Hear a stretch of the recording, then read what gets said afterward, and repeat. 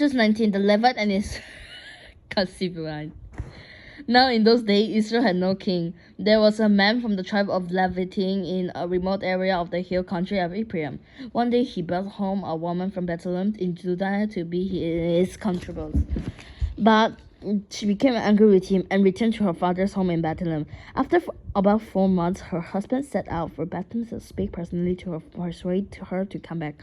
He took with him a servant and a pair of donkeys. When he arrived at her father's house, her father saw him and welcomed him. Her father urged him to stay a while, so he stayed 3 days, eating, drinking, and sleeping there.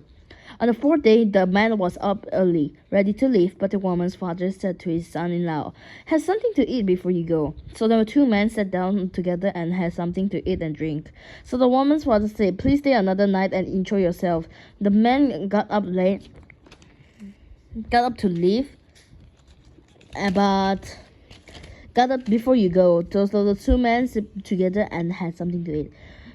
"Please stay another night and enjoy yourself." The man got up to leave, but his father-in-law kept arguing him to stay. So he finally gave in and stayed the night. On the morning of the 5th day, he was up early again, ready to leave. And again, woman's father said, "Have something to eat. Then you can leave after this afternoon." So they had another day of feasting. Later, as the man and his concubine and servant were preparing to leave, his father-in-law said, "Look, it's almost evening. Stay the night and enjoy yourself. Tomorrow you can get up early and be on your way." But this time the man was determined to leave. So he took his saddled donkey and his concubine and headed in the direction of Jericho, that is Jerusalem. It was late in the day when they nearby Jebus, and the manservant said to him, "Let's stop at the Jebus town side and spend the night there." "No," his master said, "we can't stay in this foreign country where there are no Israelites. Instead, we will go on to Libet. Come on, let's try to get as far as Gima or Ramah, and we'll spend the night in one of those towns."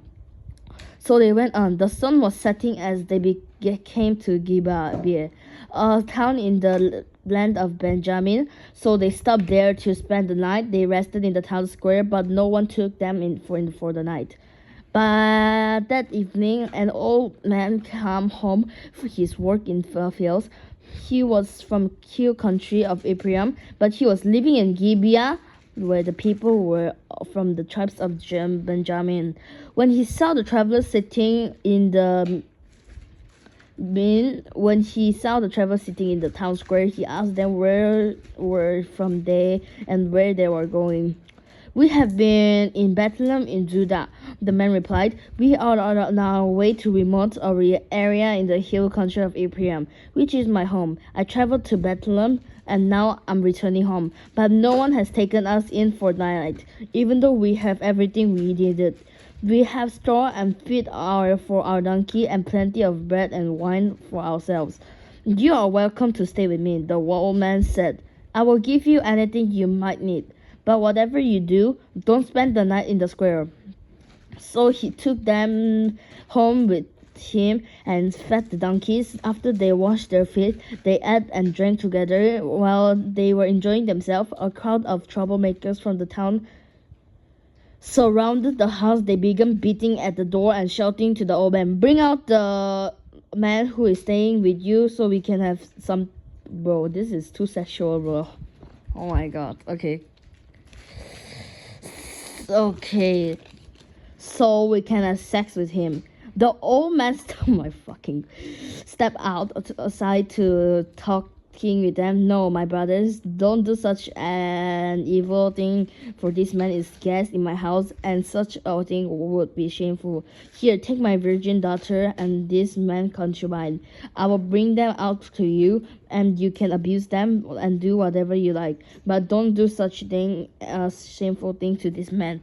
But they would listen to him. So the Levite took concubine and pushed her out the door.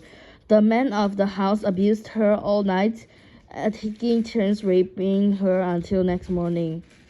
Bro, Nazi. Finally, at dawn, they let her go. At daybreak, the woman returned to the house where her husband was staying. She collapsed at the door of the house and lay there until it was light. When her husband opened the door to leave, they left inconsolable her hands and entire household. He said, "Get up, let's go." But there was no answer. So he put her body on its donkey and took her home. When he got home, he took a knife and cut his concubine body into 12 pieces. Then he sent one piece to each tribes throughout all territory of Israel. Everyone who saw it said, "Such a horrible crime has not been committed in all the time since Israel left Egypt." Think about it. What are we going to do? Who's going to speak up? The one thing I'm sure, this video will get deleted in YouTube. See ya.